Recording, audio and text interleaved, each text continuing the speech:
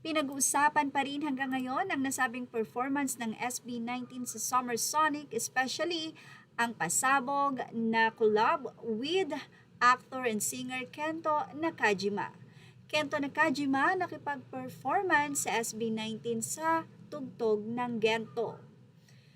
Isang malaking surprise ang nangyari sa kanilang Summer Sonic performance sa Tokyo. Noong August 15, nagkaroon ng special guest ang SB19 sa kanilang set, ang Japanese artist na si Kento Nakajima.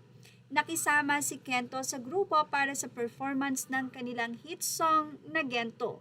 Isang collaboration moment na agad naging mainit na usapan sa fans. Ang appearance ni Kento ay isa sa mga highlight ng SB19's Tokyo performance. Hindi lamang ito simpleng guest appearance dahil nakisabay siya sa performance at choreography ng Gento. Dahil dito, naging espesyal ang performance para sa Japanese audience at para rin sa 80 na matagal nang sumusubaybay sa international activities ng grupo.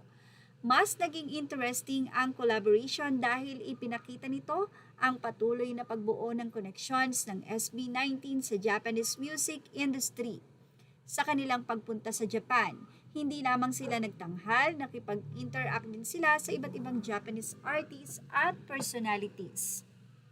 At hindi natapos sa Kento Nakajima ang kanilang Japanese connections. Matapos ang Summer Sonic, nakipagkita rin ng SB19 sa Japanese group na Generations. Nakipag-collaborate din sila sa dance content kasama si Taiki ng Starglow kung saan ipinakita nila ang Lawless. Ipinakita ng mga ganitong interaction na habang lumalaki ang international presence ng SB19 ay nagkakaroon din sila ng pagkakataong makipagtrabaho at makipag-collaborate sa artist mula sa ibang bansa. Para sa P-pop, malaking bagay ito dahil hindi lamang Filipino audiences ang nakikilala sa SB19.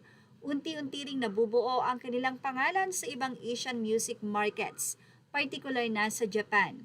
At para sa atin, ang performance ng Gento kasama si Kento Nakajima ay isa sa namang memorableng international moment na siguradong pag-uusapan ng matagal.